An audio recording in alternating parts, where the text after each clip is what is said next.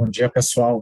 É um prazer estar aqui mais uma vez, no nosso call agora de fechamento do semestre, né? Fechamento do semestre aí, que no nosso entender foi bem legal, foi bem robusto, e os nossos fundos, né, fecharam junho novamente com um retorno bem forte, né, terminando aí um semestre com retornos bem expressivos.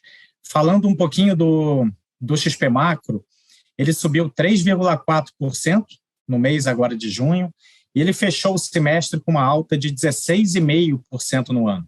Tá? Se a gente comparar contra um CDI de 5,40%, a gente tem aí o fundo XP Macro entregando um retorno de CDI mais 11% ao ano aproximadamente.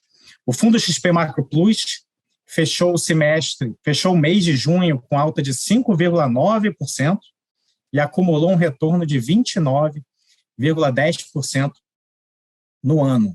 E 37%, se a gente pegar em 12 meses, o fundo está acumulando aí 37%. Se a gente fizer a mesma análise, né, no ano, 29% contra um CDI de 5,40%, o fundo, né, o XP Macro Plus está acumulando aí um CDI mais 24% ao ano aproximadamente.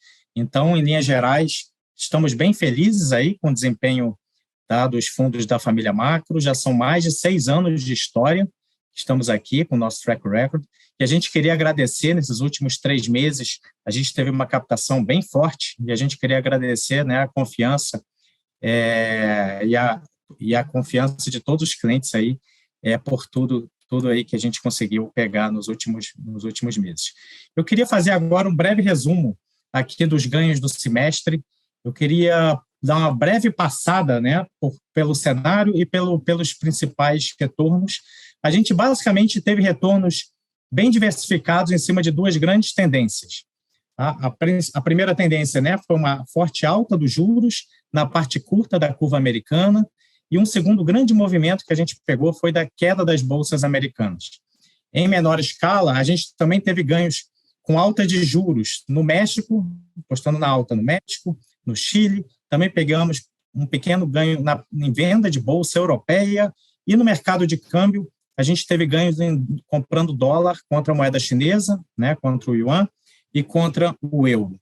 No Brasil, a gente trabalhou com posições menores ao longo do semestre, mas também tivemos ganhos aí com a alta da inflação implícita e um pouquinho com a venda da bolsa brasileira. Como vocês, né, souberam, o semestre foi bem difícil para ativos de risco. Desde o primeiro call do ano, a gente já estávamos falando que a nossa maior preocupação para 2022 era saber como que os ativos de risco, né, iriam se comportar diante dessa forte elevação de juros que a gente projetava ali para a partir de março na economia americana, e a forte retirada de liquidez que está se iniciando agora, né, com quantitative tightening. O cenário era bem claro, tinham 3 pontos bases, tinha uma persistência inflacionária, que ainda não acabou, né? É importante dizer isso, uma persistência inflacionária no mundo inteiro, derivada de um forte choque de demanda, aliado a choques pontuais de oferta, e com isso a gente estava, né, naturalmente, era um cenário de mais juros, né, em América Latina, agora nos países desenvolvidos, e o que a gente está vendo agora é a segunda parte do cenário, né, mais juros. Agora a gente vai começar a ver riscos de menor crescimento à frente. E, de fato, se a gente olhar, as nossas preocupações se mostraram acertadas, né? Olhando para o mercado, as taxas de juros americanas no semestre subiram mais de 200 basis points, olhando para a parte curta da curva americana. A bolsa americana, na média, caiu em torno de 25%. Se a gente olhar o S&P, caiu 20%, o Nasdaq caiu 30%, e, em linhas gerais, o fundo capturou muito bem toda essa forte alta dos juros e toda essa queda, tá? Naturalmente, fazendo uma gestão muito ativa de risco, que nem a gente vem comentando, uma hora a gente aumenta, uma hora a gente reduz, mas a gente pegou muito bem essas grandes tendências. No mercado de moedas, a gente viu aí o dólar subiu bem no semestre contra os principais países desenvolvidos, tá? Contra o euro, por exemplo, 8%, e contra a moeda japonesa, em torno de 18%. Mas vamos falar agora dos movimentos recentes do mercado, tá? Então, a gente deu um breve panorama do semestre e para frente, né? Então, Em junho, os mercados acabaram de andar novamente bastante, que nem o Caio comentou, o Fed acelerou o ritmo de alta de juros, né, inesperadamente até de 50 para 75 basis points, e o mercado reprecificou fortemente, tá, a taxa terminal de juros, tá, de 3 para 4%. Então, esse foi o movimento que a gente viu em junho, uma alta muito forte de 100 basis points, né, em que as taxas de um ano aproximadamente, ali se a gente pegar para junho de 2023, subiram quase 100 basis points. Nos níveis de 4%, a gente já achava que a taxa não era, né, a posição tomada não estava mais tão assimétrica como que a gente achava anteriormente. Então, a gente aproveitou para reduzir praticamente toda a posição de juros. Tá? Então, é importante, esse foi um movimento relevante que a gente fez no mês de junho. A gente reduziu praticamente toda a posição de juros após ali aquele movimento mais acelerado do Fed na primeira quinzena do mês de junho. Com a Bolsa aconteceu um movimento parecido, né? Diante de um Fed mais agressivo, a gente viu a Bolsa americana cair fortemente, ela chegou a cair mais de 10% no mês. Se a gente pegar o S&P, a gente viu que ele bateu níveis ali de 3.600 e pouco, e a gente aproveitou para zerar também toda a posição vendida. Então, fizemos movimentos fortes no mês de junho, após movimentos fortes dos mercados. Importante dizer, nós não mudamos assim, a nossa cabeça estrutural de que a maior probabilidade continua sendo de que o Fed, né, ele deva seguir elevando os juros para níveis acima do neutro. É importante a gente ter na cabeça que a inflação americana ainda está muito alta, né? É uma inflação disseminada, com alta de serviços, alta de aluguéis, e o Fed vai ter que continuar subindo juros para combater essa inflação. Mas a gente sabe que o mercado se move em etapas. Então, as taxas sobem, né? E os mercados precisam digerir o impacto que essa forte alta da taxa de juros e o consequente, é importante passar essa mensagem, e o consequente aperto nas condições financeiras, o mercado tem que digerir todo o impacto que isso vai ter na atividade econômica americana. Então, em partes, a gente ainda tem juros curtos baixos, a taxa está ali, né, em 1,5%, mas a Bolsa já caiu mais de 20%, a gente tem taxas longas de juros, se a gente olhar o financiamento, taxas de mortgage, housing, né, saíram de 3 para níveis acima de 5, a gente tem spreads de crédito americano, high yield, subindo quase 300 basis points, né, em 6 meses, e a gente viu aí o dólar apreciando forte contra outras moedas. Todos esses movimentos que eu falei, queda de bolsa, alta de juros, né, isso aí tende a desacelerar a atividade econômica americana. A gente não sabe a intensidade, mas naturalmente o mercado já começou a discutir mais intensamente essa probabilidade de recessão na economia americana, e a gente acha que, a partir de agora, o mercado de juros provavelmente vai ter uma volatilidade mais elevada do que a gente viu no primeiro semestre. É natural.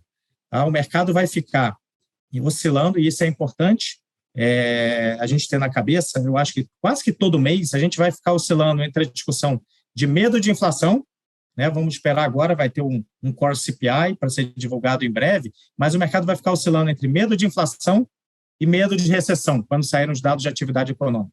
Então, isso vai levar o mercado de juros a ter volatilidades bastante elevadas. Então, naturalmente, a gente vai começar a ser mais criterioso nos pontos de entrada, tá? Nas posições no mercado de juros. A gente vai continuar a buscar posições tomadas, mas a gente está sendo simplesmente mais criterioso, porque o mercado vai ficar oscilando entre esse medo de inflação, uma hora, e quando sair dados de atividade, medo de recessão.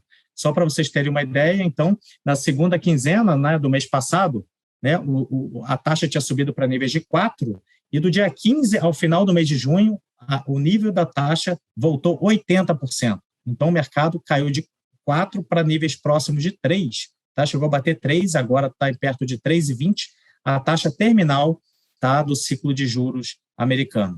Perto desse nível de 3,20, a gente já acha que volta a ficar um pouco assimétrico. Por quê? Se realmente tiver uma desaceleração mais forte, o Fed parar perto de 3, vamos supor, né, perto de um nível neutro, a gente perde pouco. E se a inflação continuar mais persistente do que esperado, o Fed pode subir para 3,5, para 4, e assim vai.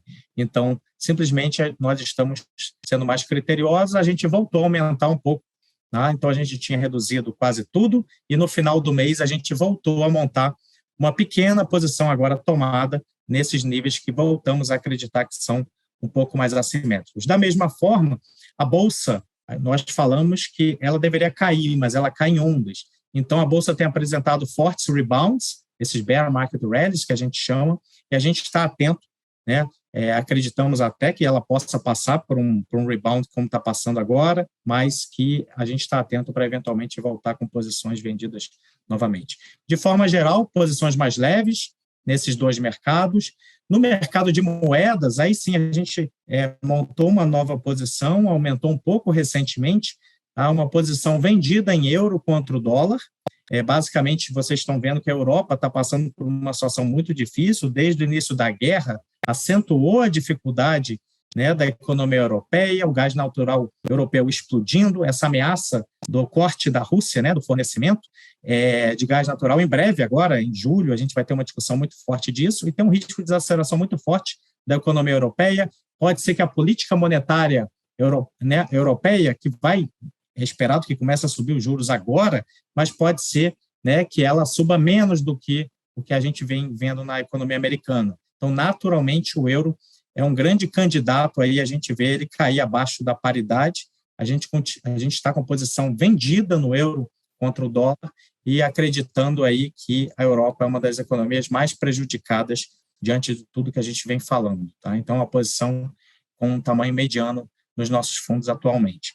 No Brasil, assim como grande parte do semestre, a gente continua com posição, uma alocação pequena de risco. Basicamente, a gente não vê nenhuma grande assimetria ainda, é importante dizer isso. Tem sido um cenário difícil, como o Caio comentou, a inflação ainda está alta, disseminada, se a gente olhar serviços, olhar núcleos, estão em níveis elevados e ainda ascendentes nas últimas divulgações. Os riscos fiscais, conforme a gente tem visto nas discussões da PEC e tudo mais, ainda estão no radar. Provavelmente, em algum momento, eles vão sair, mas a discussão ainda está muito complexa de Brasil. Então, basicamente, o que a gente fez, a gente tinha uma posição comprada em dólar contra o real no mês passado, o dólar saiu lá de 4,70, se elevou até perto de 5,20. Nesses níveis, a gente já achou melhor reduzir e terminar por zerar no final do mês toda a posição. E agora, nesses níveis atuais, a gente montou, tá, uma posição contrária. A gente tem uma posição via opções, é importante dizer isso, perda limitada. Tá? Então, temos uma pequena posição vendida em dólar contra o real, mais por questões de nível. Tá? Então, eu falei que a discussão de Brasil é complexa, né? O fiscal tem feito os ativos piorarem bastante, mas nesses níveis de preço, a gente tem uma pequena posição vendida em dólar contra o real, aí, níveis de 5,40, né? Poderia, alguma acalmada, buscar um nível mais próximo de 5. E, da mesma forma, a gente iniciou uma pequena posição aplicada em juros reais de médio prazo. Então, em juros, a gente está vendo, que nem eu falei, inflação alta, discussão fiscal ruim, naturalmente, as taxas nominais e reais estão indo para o topo do range, assim, né? Os juros reais, aí vocês estão vendo, indo para cima de 6% ao ano. Mas, nesses níveis, tá, com o Banco Central em iminência de parar o ciclo de juros, a gente acredita que é por aí, 13,75, no máximo 14, a gente acredita que uma pequena posição já dá para começar a ser montada, tá, via juros reais, via NTNBs de médio prazo. Então, é basicamente isso que a gente vem fazendo aqui nos fundos, e eu queria agora, né, passar a palavra para o Marcos Peixoto, e depois a gente entra com considerações finais.